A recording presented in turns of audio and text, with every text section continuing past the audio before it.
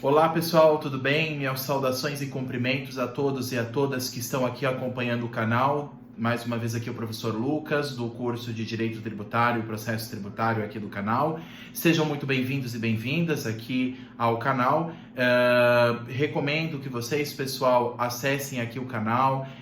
Peço que vocês curtem os vídeos, peço que se inscrevam no canal, que acessem o meu site proflucasdireitotributário.com.br para me conhecer melhor, para acompanhar as demais aulas e me ajudar a fazer com que esse canal, que é novo, que ainda é muito pequeno, a crescer cada vez mais e conseguir atingir o maior número possível aí de alunos, tudo bem? Para quem está chegando agora, sejam muito bem-vindos e bem-vindas aqui ao canal. Nós estamos já caminhando, na nossa jornada no estudo geral do Código Tributário Nacional e nós hoje vamos tratar especificamente sobre a parte mais final do Código. Nós já vimos vários temas, inclusive sobre competência tributária, sobre a distribuição de competências. Então, hoje nós vamos tratar de um outro tema do Código Tributário Nacional, lá no final, que é a respeito sobre a administração tributária. Mas antes, a partir do artigo 186, nós temos a respeito sobre as preferências do crédito tributário, chamadas preferências tributárias previstas no artigo 186 a 193 do CTN. Então, antes de eu entrar propriamente no tema de administração tributária, que eu estava devendo para vocês, nós vamos tratar a respeito desse tema que envolve preferências do crédito tributário previstos, como eu disse, no artigo 186 a 193 do CTN. Pessoal, antes de eu começar, se vocês tiverem alguma dúvida ou alguma sugestão no canal ou alguma questão relacionada a outras aulas, podem também deixar aqui nos comentários do vídeo, eu respondo conforme vocês vão passando a pergunta de vocês. Por enquanto ninguém me fez nenhuma pergunta nas aulas que eu postei, como eu disse, o canal ainda é muito novo, ainda poucas pessoas estão assistindo e vendo, então eu peço que curtam os vídeos, peço que compartilhem, e se houver dúvidas, pessoal, não hesitem de perguntar. Por favor, me direcionem a pergunta de vocês. Professor Lucas, eu não entendi isso da aula tal, não precisa dizer a sequência específica. Professor, na aula tal você falou isso, mesmo que aqui seja sobre o tema de administração tributária, se vocês tiverem dúvidas sobre as outras aulas ou sugestões para melhorar o canal, passem aqui no canal, passem aqui nos comentários que aí eu respondo vocês e ficarei muito feliz em ter essa interação com os alunos, tudo bem? Como eu falei, pessoal, lá no meu site, proflucasdireitotributário.com.br, tem todas as minhas informações lá, minha trajetória acadêmica, profissional e em minhas redes sociais, dentre elas o Instagram. Lá no Instagram, pessoal, eu coloco os esquemas resumidos de cada aula que a gente vai falando aqui no canal. E é bom para vocês que vão fazer a OAB, vocês terem um esqueminha aí para decorar na hora, para lembrar na hora de vocês colocarem a resposta. É claro que na hora da prova vocês não vão poder fazer consulta de material, ainda mais na primeira fase. Mas antes de vocês fazerem a prova, é bom ter esses esqueminhas resumidos para vocês terem memorizado na cabeça e assim vocês conseguirem assimilar melhor a matéria. Tudo bem? Mas se mesmo assim tiverem dúvidas, podem passar lá no Instagram, aqui no YouTube, no meu LinkedIn, no meu site, por e-mail também, lá tem meu e-mail no site proflucasdireitotributário.com.br, lá tem todos os dados e informações. Se tiverem dúvidas, estou à disposição de vocês. Vamos lá, pessoal. O artigo 186 do CTN, ele começa a falar a respeito de preferências de crédito tributário. O que isso significa basicamente?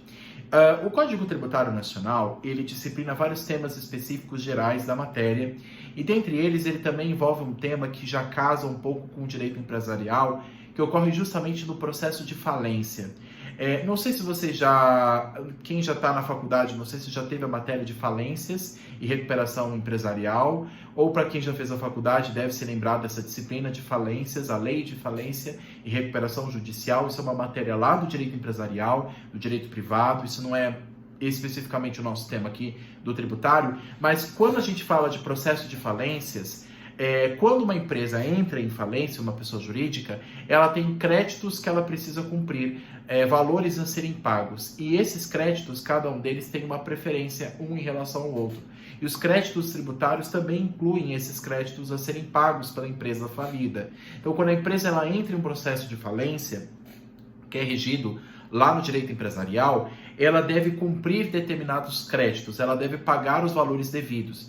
Valores que envolvem questões trabalhistas com funcionários, questões tributárias, como nós vamos ver aqui, questões administrativas, questões internas, de direito civil e assim por diante. Então, existe uma sequência de créditos a serem pagos, e dentre eles envolve os créditos tributários, os impostos, por exemplo, a serem pagos pela empresa falida, a serem quitados pela empresa junto à Fazenda Pública. O artigo 186, para esclarecer melhor esse tema sobre a disposição do crédito tributário nessa relação de preferências de crédito no processo de falência empresarial, o artigo 186 ele fala algumas questões específicas. Ele diz o seguinte: o crédito tributário prefere a qualquer outro. Então, os outros créditos que são devidos pela empresa, eles passam para trás, e o crédito tributário ele tem uma certa preferência, ou seja qual for sua natureza ou o tempo de sua constituição, o crédito tributário, portanto, ele tem essa preferência, ressalvados os créditos decorrentes de legislação do trabalho e de acidente de trabalho. Em questões trabalhistas, então, créditos que são devidos em questões trabalhistas, 13º, indenizações trabalhistas, multa à Justiça do Trabalho, esse tipo de crédito, crédito trabalhista, ele tem uma preferência ainda maior do que o tributário. Somente esses. Depois desses já vem os créditos tributários, porque são de interesse público e, portanto, precisam ser adimplidos pela empresa falida. O parágrafo único desse artigo diz o seguinte: na falência, primeiro, o crédito tributário não prefere aos créditos extraconcursais ou às importâncias passíveis de restituição, nos termos da lei falimentar, nem aos créditos de garantia real, no limite do valor do bem gravado. No processo de falência, no processo geral, o crédito tributário ele tem uma preferência, com exceção dos créditos trabalhistas. Mas no processo de falência, especificamente, que é um processo específico, regido pelo direito empresarial, existem outros que têm mais preferência até do que o crédito tributário, que eu havia esquecido de falar para vocês, que é o crédito como garantia real, e também as importâncias passíveis de restituição, os créditos extraconcursais. O inciso 2 diz o seguinte: a lei poderá estabelecer limites e condições para a preferência dos créditos decorrentes da legislação tributária. E inciso 3, a multa tributária prefere apenas aos créditos subordinados. Então, aqui no artigo 186, ele fala da regra geral para a questão das preferências de crédito, inclusive envolvendo o processo de falência. Então, quando uma empresa deve para várias pessoas físicas e jurídicas os valores devidos quando a empresa entra em falência, ou quando ela mesma assim está em recuperação judicial, ou mesmo que ela ainda esteja ativa, ela deve observar a preferência de créditos. Existem créditos que têm mais preferência em relação a outros. E por que existe essa diferença? Porque cada crédito tem uma natureza específica. Créditos geralmente decorrentes de direito privado, eles têm menos preferência do que os créditos decorrentes de direito público, porque envolve o direito ao interesse público. Então, quando se cobra um tributo, existe um interesse público envolvido na cobrança desse tributo. Então, por isso que o tributo ele ganha um certo status superior a muitos créditos nas relações até mesmo de falência. Só que, claro, ele não ganha mais preferência do que os créditos trabalhistas ou os demais que foram citados no artigo 186. Tá? Mas, no geral, nós sabemos que o crédito tributário ele tem uma grande preferência em virtude de ter a sua natureza jurídica de interesse público. Então, o que tem interesse público por trás, ele ganha como se fosse uma preferência em relação aos demais créditos. O artigo 188 do CTN diz o seguinte: são extraconcursais, né, aqueles créditos que o artigo 186 falou, são extraconcursais os créditos tributários decorrentes de fatos geradores ocorridos no curso do processo da falência.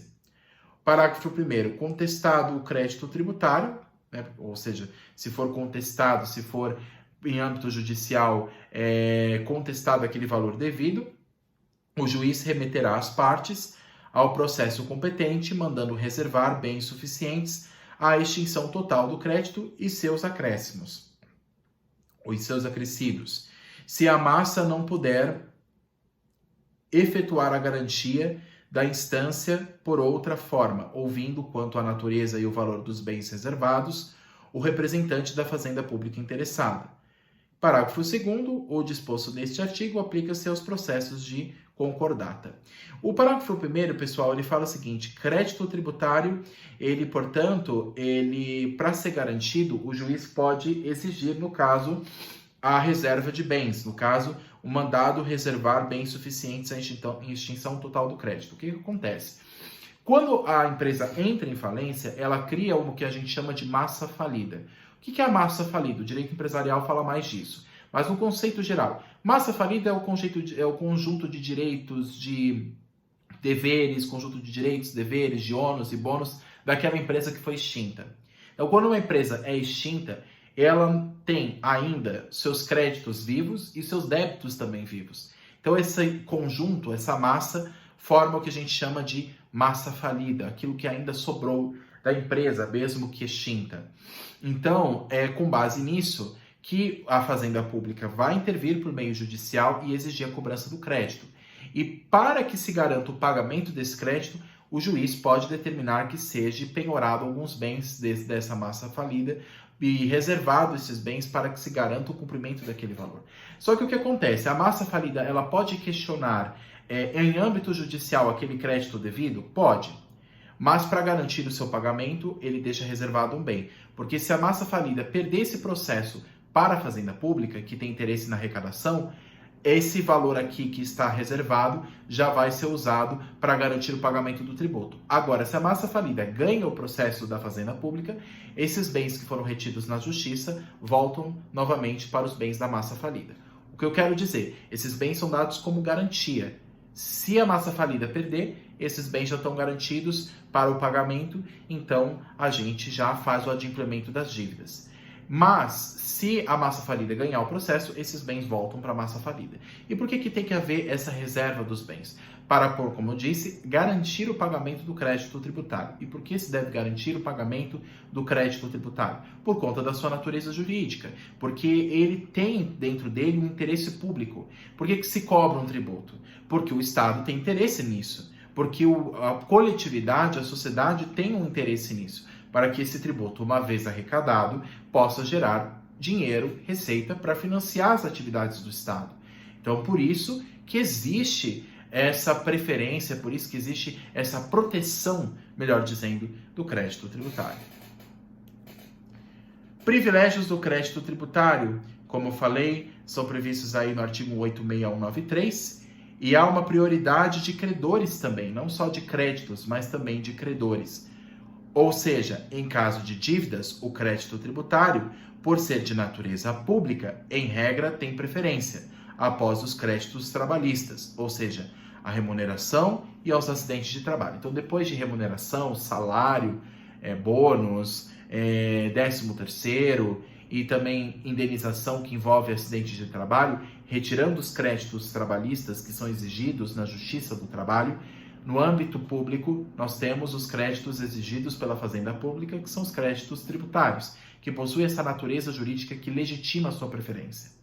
O artigo 188 do CTN, o fato gerador ocorrido após a falência pode gerar créditos extraconcursais. E aí, no caso, ele ganha essa preferência também na cobrança no processo falimentar, como diz o artigo 188. Pessoal, existe, portanto, como eu disse, uma sequência de créditos, uma sequência de preferências, né? Primeiro vem os créditos trabalhistas, até 150 salários mínimos por credor e de acidente de trabalho. Depois os créditos com garantia real até o limite do valor do bem gravado. Depois os créditos tributários, exceto multa, que a multa é uma penalidade. Quarto, créditos com privilégio especial. Quinto, créditos com privilégio geral. Sexto, créditos quirografários. Sétimo, multas contratuais e penas pecuniárias, inclusive multas tributárias. E oitavo, créditos subordinados. Quem trabalha mais isso, como eu falei para vocês, é o direito empresarial. Como estamos no direito tributário, o que nos interessa aqui saber é que o crédito tributário ele tem uma grande preferência aí na cobrança desse valor e o CTN se preocupou em tratar isso nesses artigos a partir do artigo 186 e seguintes do CTN, justamente para apresentar a necessidade da Fazenda Pública de arrecadação e a garantia da arrecadação tributária. A Fazenda Pública não precisa se juntar aos credores na falência, pois ela pode, por via própria, exigir o crédito tributário, pela propositura de uma ação de execução fiscal. Quando o crédito tributário já foi constituído e o contribuinte devedor não pagou, como é que a Fazenda Pública pode exigir? Ela pode exigir no processo de falência? Sim, mas ela precisa esperar o processo de falência? Não, porque o processo de falência ele anda no processo civil, no processo privado.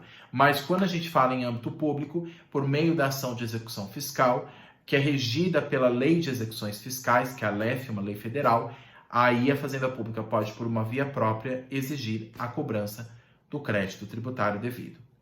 No caso de arrolamento, inventário ou liquidação, prevalece o crédito tributário, inclusive sobre os trabalhistas. Essa é uma exceção. Na questão geralmente trabalhista, eles preferem sobre o tributário, mas em caso de liquidação, arrolamento e inventário, o tributário ele prevalece sobre o crédito trabalhista. É uma exceção prevista em lei. Tudo bem, pessoal? Nesses 15 minutos eu falei mais ou menos que isso, falei o que era a parte que estava faltando nessa parte final a respeito, né, do Código Tributário Nacional, quando fala sobre as preferências do crédito tributário no título de número 3. Agora, no título 4 do CTN, ele é um título mais reduzido que o título 3, ele fala a respeito, que é o que nós vamos estudar hoje, sobre a administração tributária. O que é a administração tributária? Lembrando que é um tema que vai do artigo 194 a 218 do CTN. Artigo 194 a 218 do CTN. Então, todos esses artigos, 194 a 218, tratam especificamente como a administração tributária trabalha. Ele traz os aspectos gerais da administração tributária. Claro que existem leis específicas tratando sobre o mesmo assunto, mas o CTN ele estabelece a regra geral que regerá toda a administração tributária, federal, estadual, municipal e distrital. Ou seja, o exercício do poder público na finalidade de arrecadação tributária. O artigo 37 da Constituição Federal, pessoal, que fala a respeito da administração pública como um todo, ele diz o seguinte, inclusive no seu inciso 18, artigo 37, inciso 18 da Constituição Federal. Ele diz o seguinte: a administração pública direta e indireta de qualquer dos poderes da União, dos estados, do Distrito Federal e dos municípios, obedecerá aos princípios da legalidade, impessoalidade, moralidade, publicidade e eficiência, e também nos seguintes. Aí o inciso 18 diz o seguinte: a administração fazendária e seus servidores fiscais terão, dentro de suas áreas de competência e jurisdição, precedência sobre os demais setores administrativos na forma da lei. Eu vou repetir. O inciso 18 do artigo 37. A administração fazendária, ou seja, o setor do Poder Executivo que cuida da arrecadação fiscal ou da fiscalização dos tributos, a administração fazendária e seus servidores fiscais terão, dentro de suas áreas de competência e jurisdição, precedência sobre os demais setores administrativos na forma da lei. E por que essa precedência? Lembra que há um interesse na arrecadação tributária. Por isso que a administração tributária ela ganha um status superior, ela ganha uma grande preferência. E o inciso 27 do mesmo artigo 37 da Constituição, o inciso 22, lá embaixo, ele diz o seguinte, o inciso 22 do artigo 37 da Constituição. As administrações tributárias da União, dos estados, do Distrito Federal e dos municípios, atividades essenciais ao funcionamento do Estado, exercidas por servidores de carreira específicas, terão recursos prioritários para a realização de suas atividades e atuarão de forma integrada, inclusive com o compartilhamento de cadastros e de informações fiscais na forma da lei ou convênio. O que acontece? Para a fiscalização tributária ser mais eficiente, mais efetiva, mais precisa, mais perfeita, não perfeita exatamente no sentido estrito da palavra, mas mais eficiente, né, prezando pelo princípio da eficiência que é previsto no artigo 37 caput da Constituição, a administração fazendária ela pode trocar informações entre si. Então, a administração fazendária federal, a Receita Federal, por exemplo, ela pode compartilhar dados com as secretarias fazendárias dos estados, por exemplo, para que haja a fiscalização de determinados contribuintes. ela pode trocar dados. Se a Receita Federal não tem o dado do contribuinte, mas a Secretaria da Fazenda Pública de São Paulo tem, a Secretaria da Fazenda Pública entra em contato com a Receita Federal e há um convênio, há uma cooperação entre esses dois ou mais órgãos de fiscalização tributária. Então, existe uma colaboração mútua. Mesmo que cada um tenha sua competência, a União tem sua competência, estados, Distrito Federal, municípios, cada um tem a sua, mesmo assim, cada ente pode compartilhar informações fiscais entre si. Também os estados e municípios, o próprio Distrito Federal, não têm informações precisas do contribuinte, a Receita Federal tem. Eles pedem à Receita Federal e a Receita Federal, que é um órgão da União, ela vai passar essas informações para os demais entes, para verificar essa arrecadação, para fiscalizar aquele contribuinte. Então, o inciso 22 fala a respeito dessa colaboração mútua entre os entes federativos. Administração tributária. O que a gente precisa entender? Tem preferência em relação aos demais órgãos públicos. Então, a Fazenda Pública, os órgãos da Fazenda Pública dos estados, dos municípios, do Distrito Federal, da União, a Fazenda Pública, ela tem preferência em relação aos outros órgãos administrativos, porque é ela que faz a arrecadação dos tributos e ela que distribui esses recursos para os demais entes, para que faça o devido financiamento das atividades estatais, para que possa distribuir esse valor para a educação, saúde, segurança pública, entre outras atividades exercidas pelo próprio ente estatal. Tem uma função de arrecadação, a administração ela tem uma função de arrecadação, o que é essencial para o devido funcionamento da máquina pública. Há benefícios, empréstimos e licitações para o devido pagamento do tributo, como também há penalidades ao seu descumprimento, no caso da multa e da execução fiscal. Então, o benefício de você contribuir para a administração tributária, do contribuinte pagar os devidos valores, ele pode receber empréstimos do Estado ou até mesmo participar de processos de licitação, de contratação pública do Estado. Agora, se o contribuinte ele não observa as regras que a administração pública exige, então ele pode cumprir com multa e até mesmo sofrer alguma execução fiscal.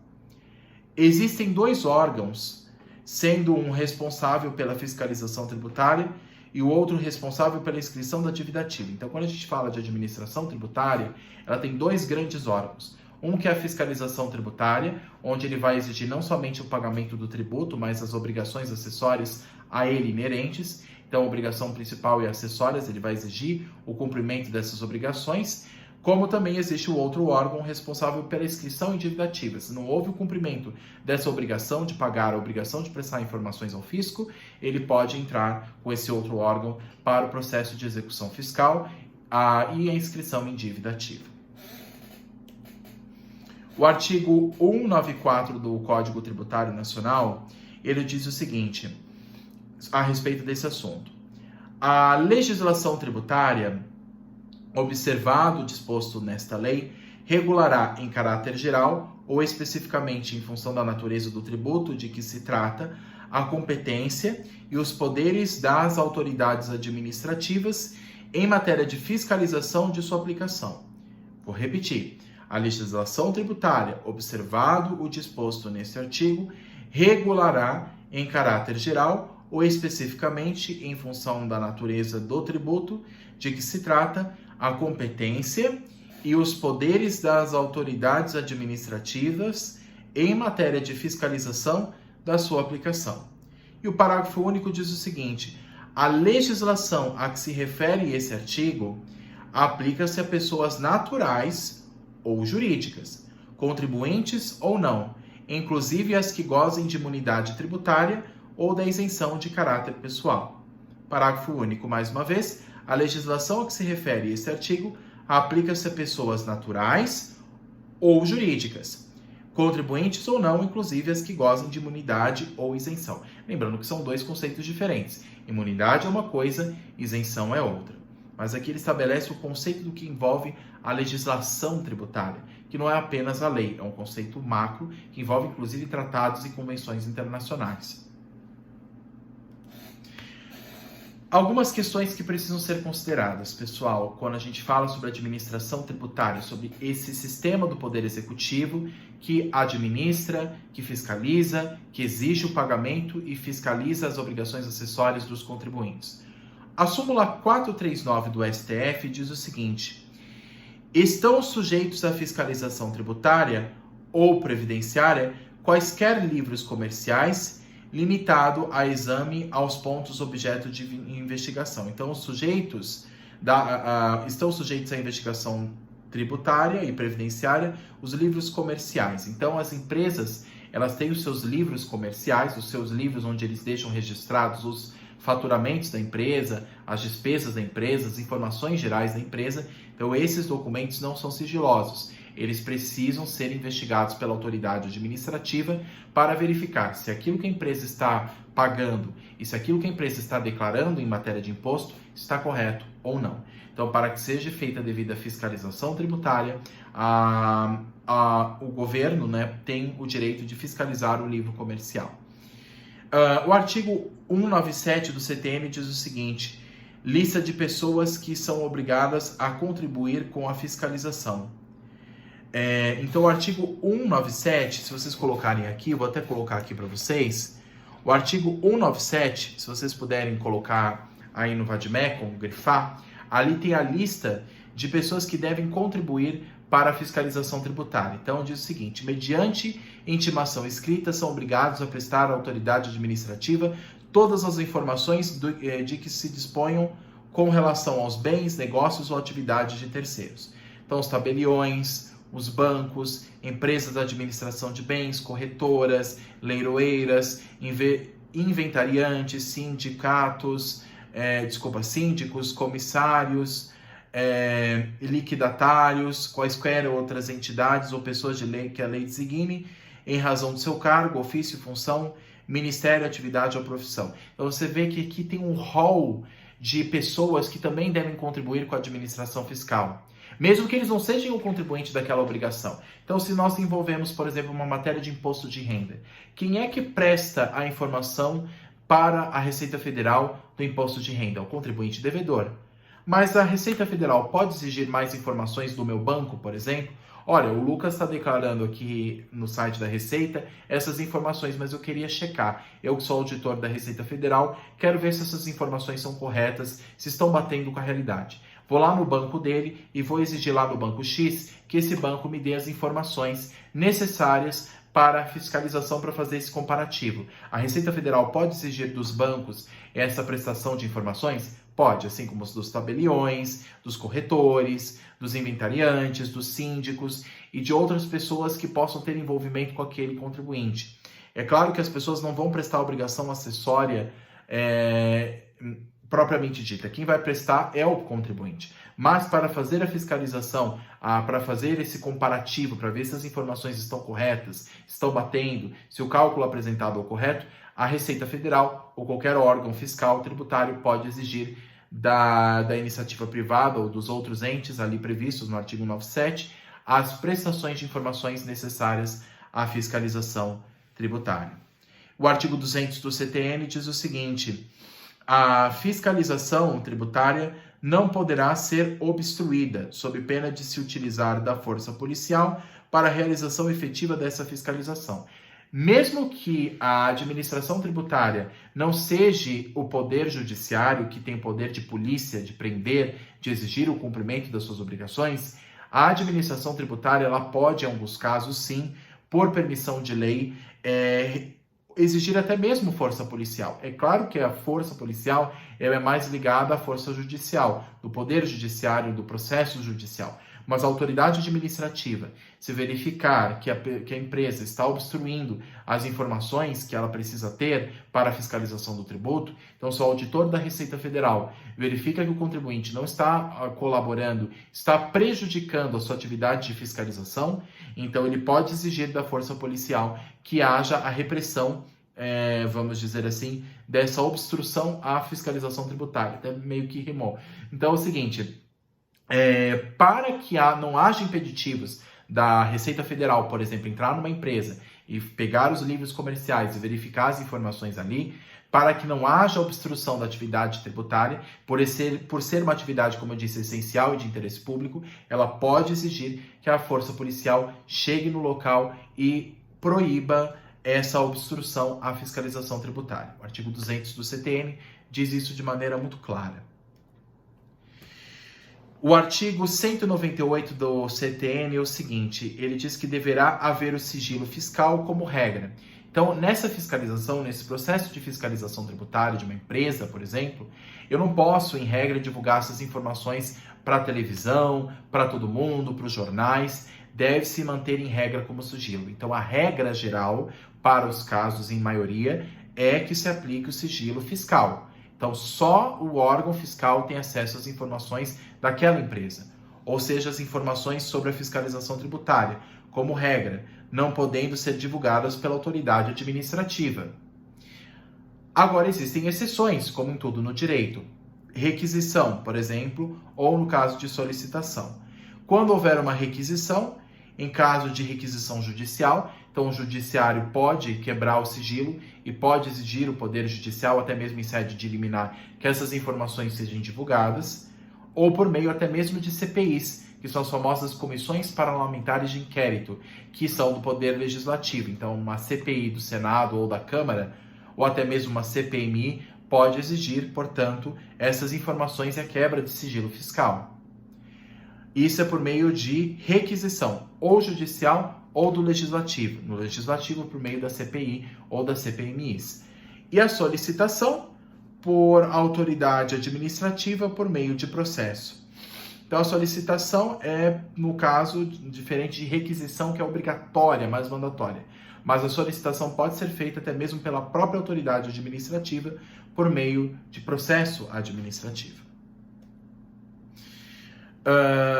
Pessoal, vamos parar então um pouco nessa primeira parte.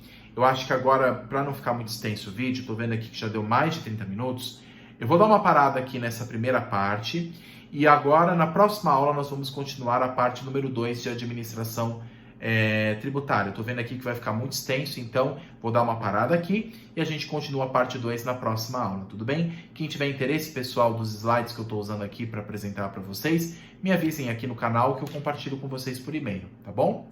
Basicamente é isso, então na próxima aula nós continuamos estudando sobre administração tributária e nós vamos ver outras informações e peculiaridades sobre o tema, tá bom? Muito obrigado a todos pela atenção e até a próxima. Obrigado!